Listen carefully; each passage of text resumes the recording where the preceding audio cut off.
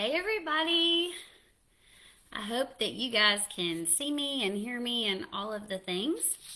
And I'm going to, yay, there we go. Okay. Hopefully I'm on here now. There we go.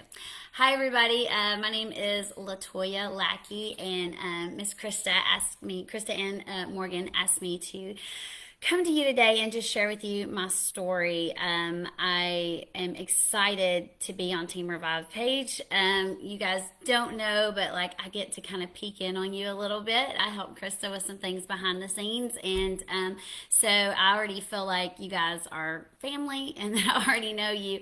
I did make some notes today though, so you have to forgive me if I'm looking down a little bit. I don't get nervous to go on my Facebook Live or my team page live, but for some reason, on there with you guys, I'm like, ah. Anyway, so make sure to say hi to me in the Oh, there's the comments. Hold on, let me see if I can. How do we see these? Let's see. I haven't done this through the backside actually before, so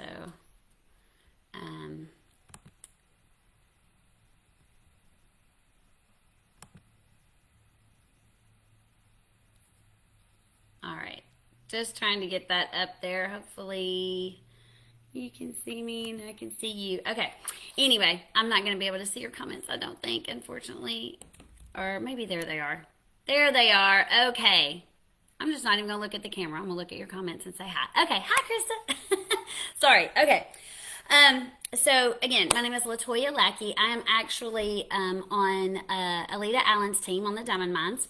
And Krista wanted me to share my story because this week it has been insane. This last month of November has been a game changer in my business and my life. The last few months have been a mindset shift for me. So my Plexus story started 6 years ago. I was working at my husband's shop. We own a mechanic shop, and working 50, 60 hours a week down there helping him. I had come out of the corporate world for a minute and was helping him with his business. And Alita loaded up her 4 kids that she had and at the time, and drove down to my shop and said, "We're going into business together."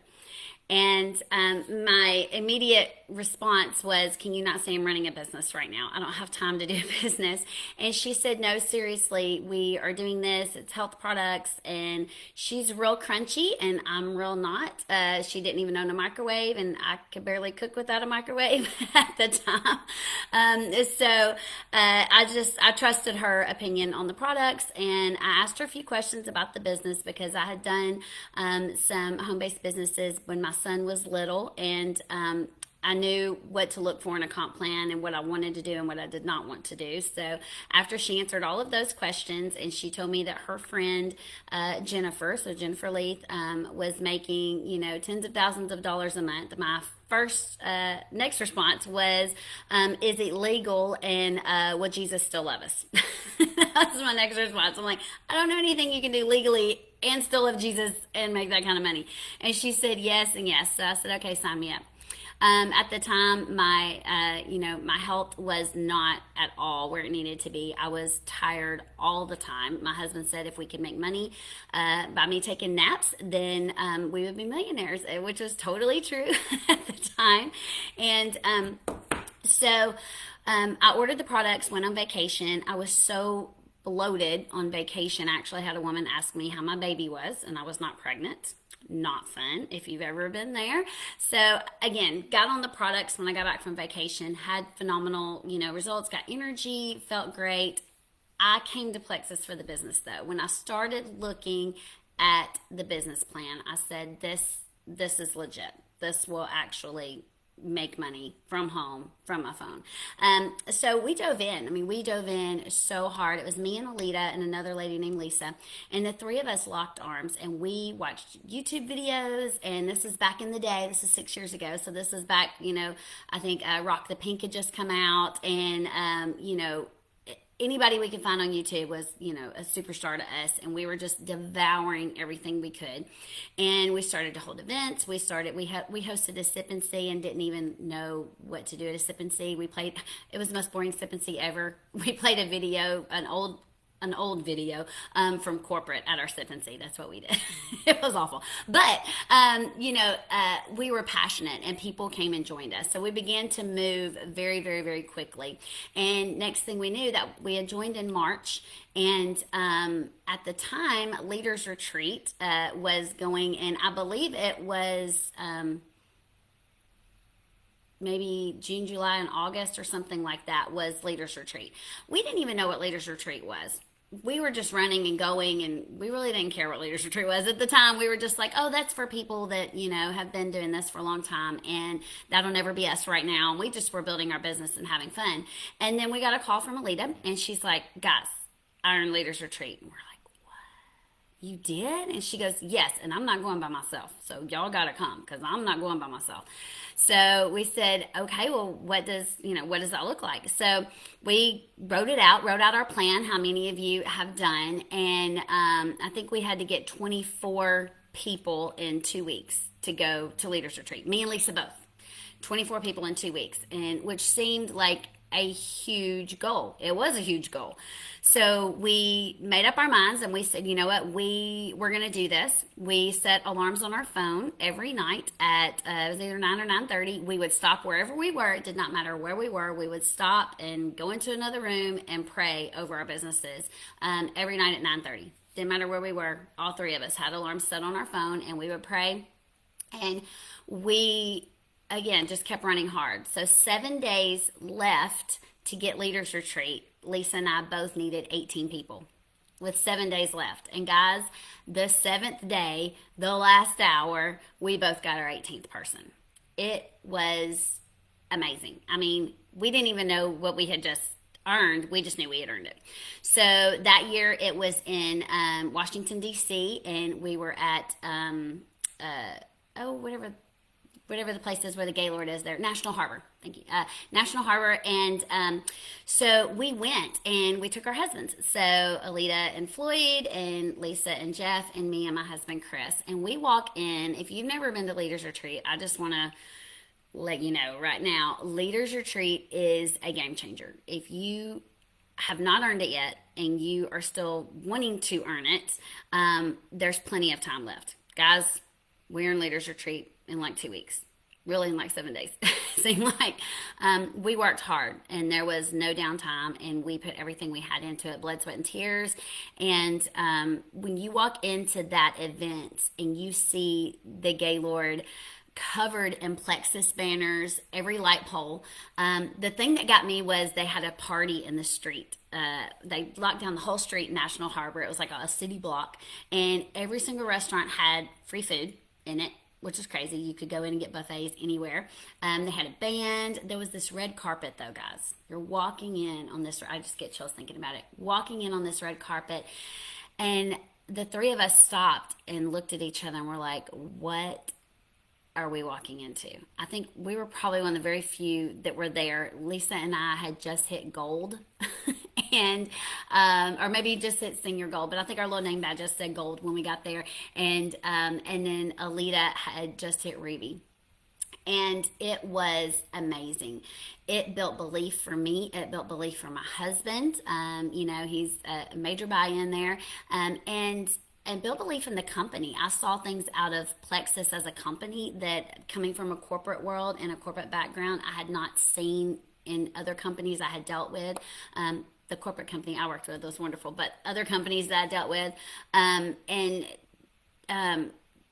just how they poured belief. And so we left Leaders Retreat. I don't want to get on a rabbit trail. We left Leaders Retreat and we came back and we're building our businesses. And many of you know Alita's story. Alita Allen Lankford now. Her husband Floyd passed away, and when I say we were best friends, I was the first person Alita signed up. I mean, best friends, like I was there for the home birth of 3 of her 4 kids that she had at the time, and we did holidays together. I mean, they were part of our family, so it was devastating when Floyd passed. And so of course, like, everything stopped in that moment. I pretty much stopped working my team and started working her team, like helping her team and coaching people on product. Like, I just dropped mine altogether pretty much, trying to make sure that she was making a paycheck as far as her, her immediate downlines went. And, we all rallied together. It was amazing. She went Emerald during that time. And we worked very, very hard through grief and through loss. And then, Floyd passed in June. My dad went into the hospital in October, and he passed away that December. And then Alita's mom passed away that January. We had a rough year, guys. When I talk about a rough year, I'm talking about a rough year. During that time, Alita ranked up, Lisa ranked up, other people on our team started ranking up, but I didn't.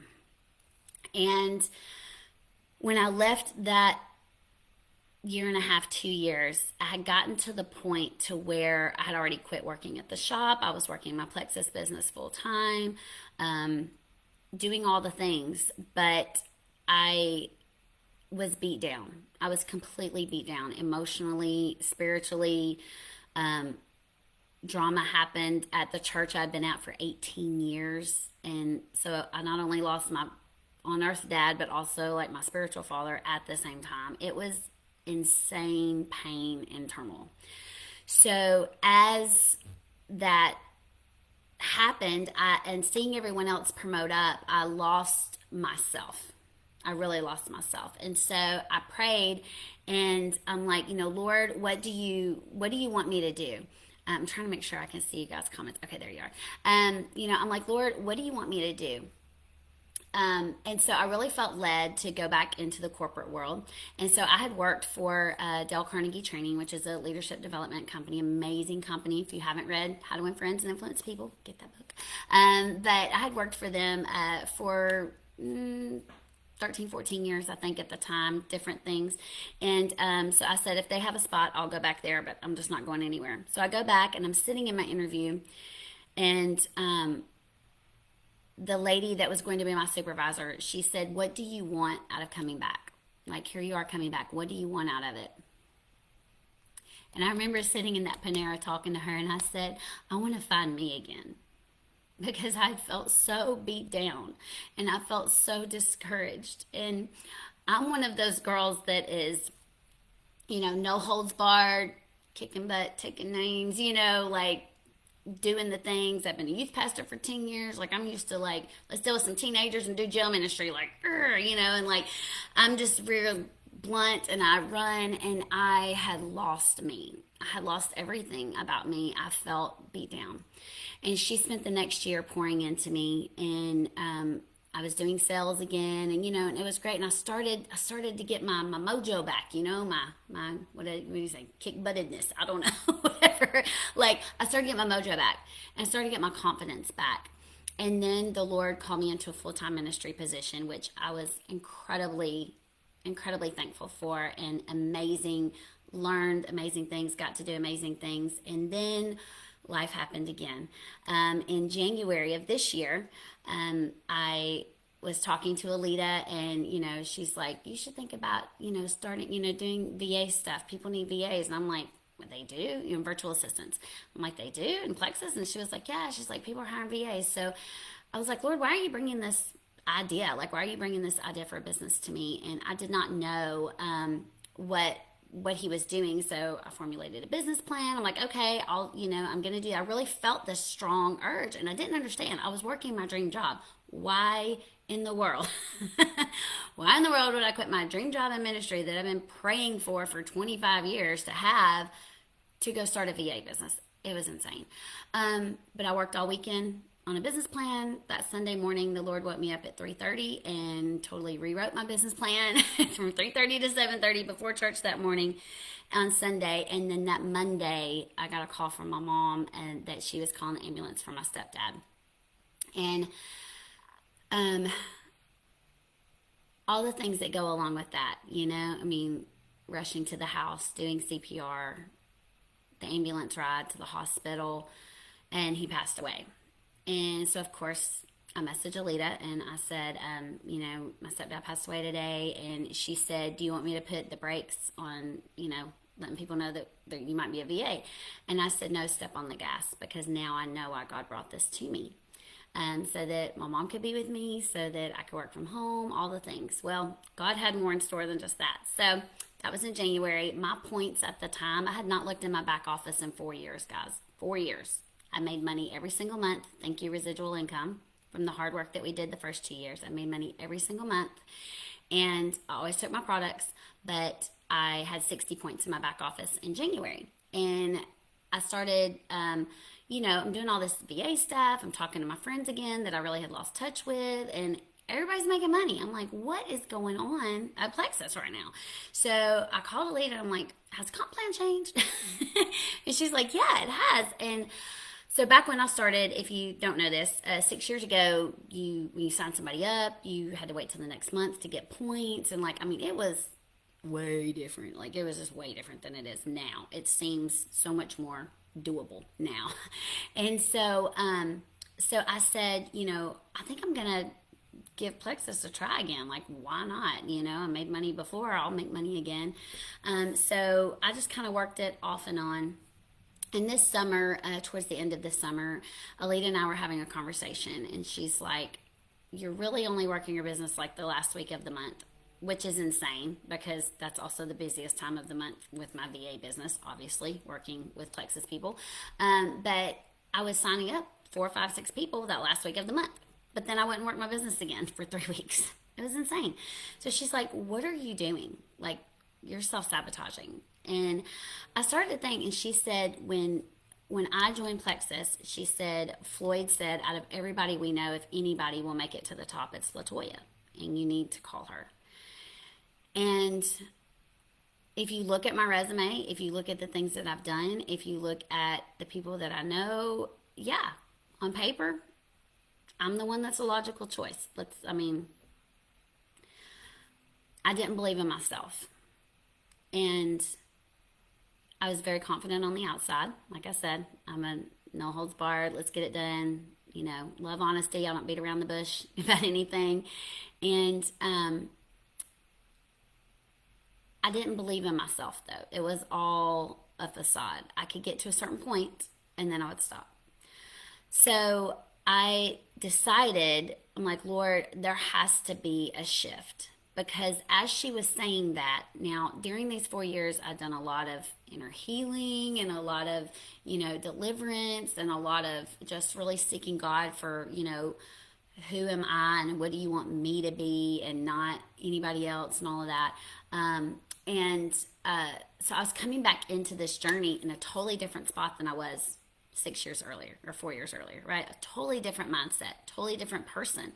I hadn't even talked to Alita in over a year. We would text occasionally, but I hadn't seen her in over a year even. It was crazy how disconnected from Plexus I was because I was so afraid to even look in my back office because it was a bad place for me. Plexus was a bad place for me. That's what I felt like. That's what I thought.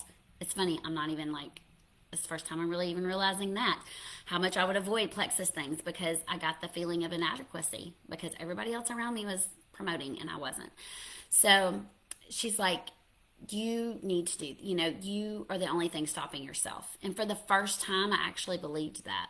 I am the only thing stopping me.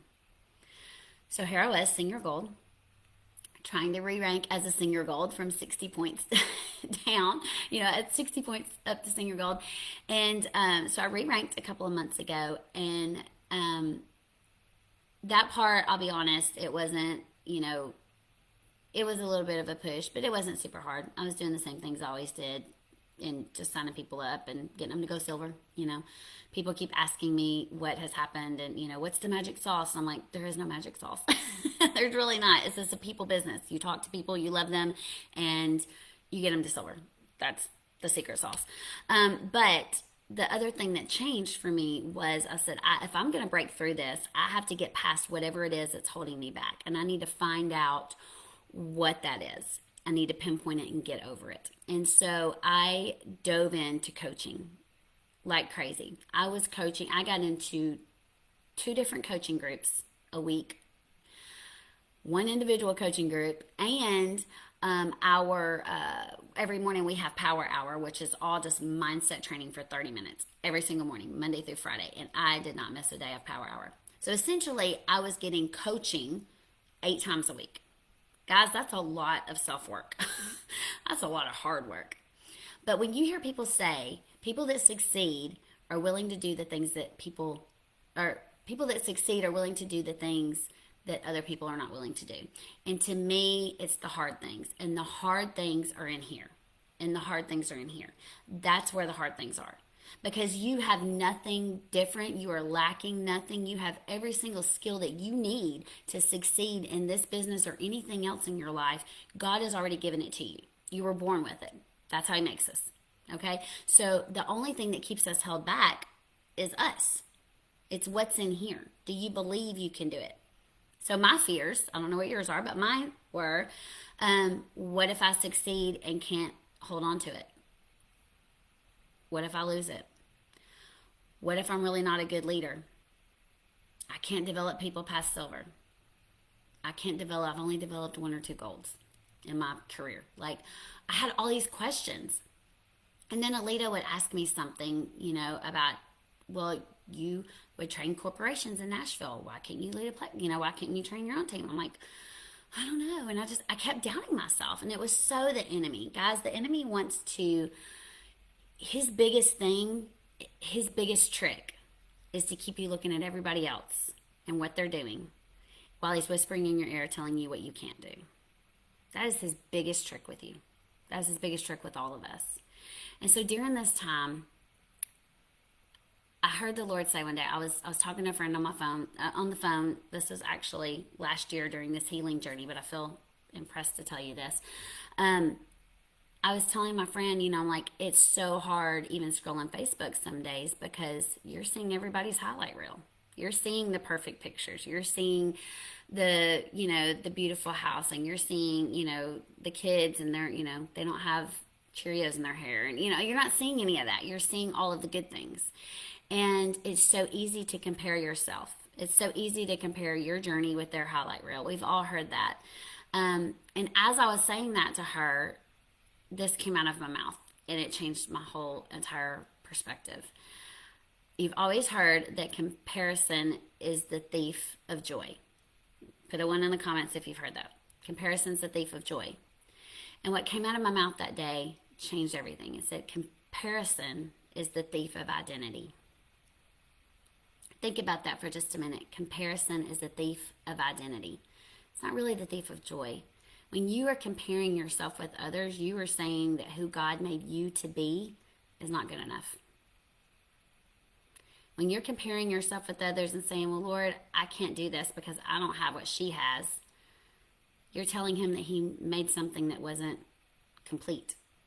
You're telling him that he made something that didn't have the ability to become beautiful and wonderful and amazing and do things you never thought of. So it's really a thief of your identity. When you're comparing yourself and your journey with other people's journeys and what they do, you are saying that who I am and my journey is not good enough. Totally the thief of identity, guys. So as I began to work through that and heal and then come back to Plexus and do the coaching and I don't know, I don't know that I can pinpoint exactly what switched, but I started to believe.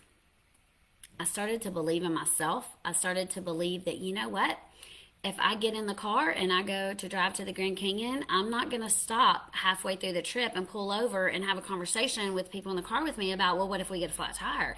And what if the transmission goes out while we're going up a mountain? And we're not going to pull over in Arkansas and have this talk. We're going to be in our car, right? So it's like we stop ourselves. We literally stop our trip to pull over and look at things that aren't even an issue. When the reality is, if you think about it, and you have an amazing upline, you have an amazing culture on your team, you have everything you need. Anything that you don't have, somebody else already has, and they will help you. That's what we do in Plexus. One Plexus, we help each other. So get in the car and drive. Don't worry about what if I can't handle success. Guess what? Get successful and then worry about it. Do the things and then worry about how to handle it. Just go. Just jump. Say yes. Joyce Myers used to say, step out and find out. That's what you do. And guess what? What if you fall on your face? So what? Did you die? No. You know, so what if you fall on your face? So what if it's another thing you failed at? That was another thing I would say. It's another thing I quit. It's another thing I failed at. So what? But what if I succeed? What if I'm a rock star? What if, I'm talking to other people's teams one day on Facebook Live? I mean, what if things change? What if things happen? What if I can have that life that I look at other people living and God makes his own version of that for me and for my family? What if that happens? So I began to really switch and say, okay, so God, just so I don't know if I think she posted my rank up thing, but I went to my scary person who was my pastor's wife. I know you're like, what? That's your scary person? My pastor's wife was my scary person. Okay, because of all the church stuff, because I left to go work ministry somewhere else, and then I came back, and like all of these things were happening. We had this weird relationship. Okay, so I'm talking to Alita one day, and she says, who would be a scary reach out for you? Who's your scariest reach out? Who do you know that would kill this business? That would be amazing. Who do you know? And I said, Danielle Varnell. No joke. Came first thing out of my mouth. She said, okay, we're going to message her. Like, let's talk. So we talked about it, and we said, okay, what about any of this would resonate for her? And I knew the health, and I'll let you hear her health testimony. And I think we're going to be on some Monday night calls, but so her health was an issue, but I knew her personality. She loved people. She's vibrant. She's not what I would consider the typical pastor's wife traditionally. Like, she's a lot of fun, and more probably like the pastor's wives on y'all's team. I'm not saying that pastor's wives aren't fun, but previously my pastor's wife, not fun. Anyway. I'm just real. Y'all know that about me. So anyway, I messaged her. I actually sent her Kyle Rainey's video that he did when y'all got back from Mexico about people in ministry in Plexus. And I voice messaged her, and I said, look, I know this is weird, and I know we don't know each other very well, but I really believe that God is bringing network marketing to the kingdom for this time. I know people in Plexus, I know people in other companies that are excelling because we need another outlet. God's kids need another place to go and to prosper and to bloom, where we're not confined to a location, where we can go and do ministry when we want. Amen. And where we don't have to worry about, what's the love offering going to be when I go preach somewhere? I don't have to worry about that, right? We just get to go because God supplies our needs. So all of those things, and so I messaged her, and I'm like, I really want you to look at this video and consider this, because I believe this is where God has brought me, and I believe there's big things coming, and I believe you're supposed to be a part of it. And then I sent her the video of Krista and Alita and Megan and all them on the Meet Plexus call that they did that was so powerful. And I said, I personally know every single one of these women, and they're real, and they're moms, and they're doing the things. And so she agreed to have a 3-way phone call with me and Alita. That's the first 3-way phone call I had done with Alita in years, guys. Years. Okay? Because I quit doing what worked. Your upline tells you, let's have a 3-way call. Let's do a 3-way chat. It's amazing. If you do what your upline tells you, it's amazing what happens. I know we all think we know better. We all think we know better, and we don't need mama telling us what to do, but mama's already there. So you might ought to listen to her occasionally. So I became extremely coachable, and anything she told me to do, I started doing it. And we signed Danielle up. And guys, she signed her first person to her team on October the 29th. She went silver with her mom, her mother-in-law, and her husband. On October the 29th, she went silver. She started the month of November as silver, and she ended the month of November as ruby. I ended the month of November as senior ruby, from senior gold to senior ruby in November. Guys, everything has shifted. Everything has changed because I changed my perspective. I changed, and I said, you know what? I'm willing to do the hard work. I'm willing to do the work in here to get beyond whatever's holding me back, because it's just me holding me back. It's not my husband. It's not my kids. It's not another job. It's not my economic status. It's not my parents. It's not anything else but me. That's the only thing holding me back. So when you can have that conversation with yourself, sorry, I get a little preachy. If you can have that conversation with yourself and just have a come to Jesus meeting with you. Okay? And Lord, what is it that's holding me back? What lie am I believing that the enemy has been telling me that I need to get rid of? And you start speaking truth in that place. You know, I love that you guys are Christians on here. You know the word. So start speaking it. Start living it. Start believing it. I am an overcomer. You know, I am the head and not the tail. You know, I am blessed in the city, blessed in the field. All the things. Start speaking those things over you until you believe it for yourself. Because let me tell you this, God does not make junk. He made you with a purpose and a plan and a reason. He purposefully put you on this team and in this company for a reason. Many of you have dreams in your heart that you want to do, things that you want to affect for the kingdom, people that you want to witness to, ministries you want to build, wells you want to build, whatever it is. You have those things in your heart. And I'm here to tell you that God is saying, this is a way I can bring it to you. So you may be like me. You may have taken a 4-year detour. That's totally okay. Because guess what? It doesn't matter where the different paths that we've taken. People get like decision paralyzed. You know, what if I do this? And then they just stop. Don't you think God's big enough that if you did step out and make a wrong decision with a job or a move or whatever, don't you think he's big enough he can still get you back to point A where he was trying to point you in the first place? Yes, he is. He's that big. So step out and see. Let God move through you in that way, because what's going to happen is you are going to see and do things beyond. Your vision is going to change. Your vision will change. My vision has changed. And when I'm talking vision, I'm not talking about like my long-term vision, my goals, my dream board. I'm saying my vision has changed. How I look at people has changed. How I look at my team has changed. How I look at leaders has changed. How I look at coaching that mom on her products has changed because I've changed. So I'm not worried about myself and me and, you know, what's my next rank up and what's my next promotion. I'm worried about them. I'm worried about the person I'm talking to. I used to look at people like prospects. I'm a salesperson. That's what I used to do. Now I'm looking at them like people. And there's an impact to be made there. So I don't care if you've got 2 people under you or 200 or 2,000 under you. God has put those people in your care. He's put them in your trust. And so I've been all over the place. I don't even know how long I've been on here. But I'm going to close with this. Doing the hard things. God gave me an analogy while I was writing this, which I thought was so cool because I've had this term in my brain for years now, and I love this analogy because you will understand it. When I'm talking about do the hard things, guys, that's what I want to leave you with. That's the action item. If you want to go to Leaders Retreat, come go to Leaders Retreat. Make it happen. You can do it. We were going to Walmarts and Paneras and having sip and seas. I mean, just make it happen. You can do it. You just have to put in the work.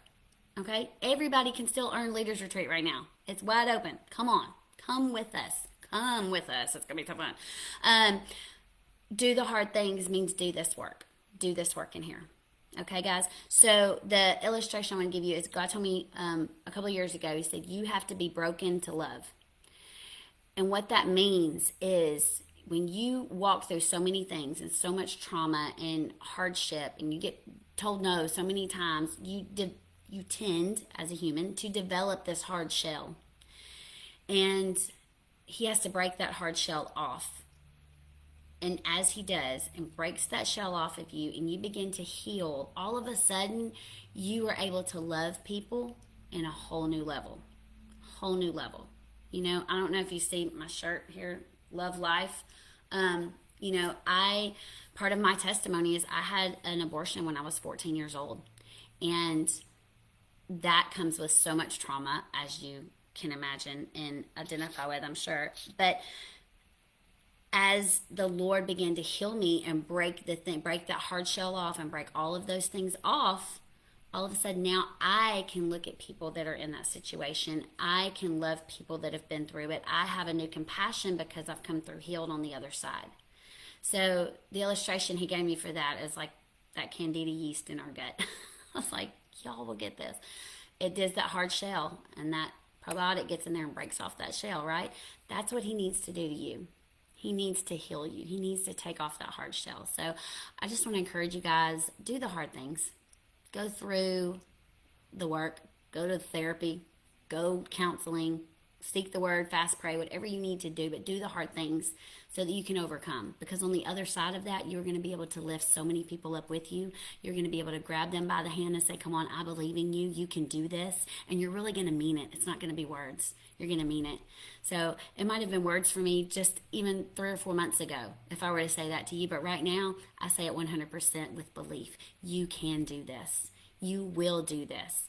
I believe in you. Your leaders believe in you. There is not one person in this company or watching this feed that cannot do this business. Guys, you can do it. All you have to do is get healed in here and get healed in here, and then love people and see them how God sees them. And they will be drawn to you. You will be able to lead them. Find those people. Go find your tribe. Do all the things. But let God heal you first. So I hope that I've given some of you some encouragement, and I want to thank you guys for letting me be on here today. And I love you with all of my heart, Krista Derry and Morgan Johnson. You guys, you know you're special to me, and I love you. So I hope to see you at Super Saturday in January or at Leaders Retreat in March. Please come and say hi to me if you're watching this. That would mean so much to me. I hope you have a great day. Thanks, guys.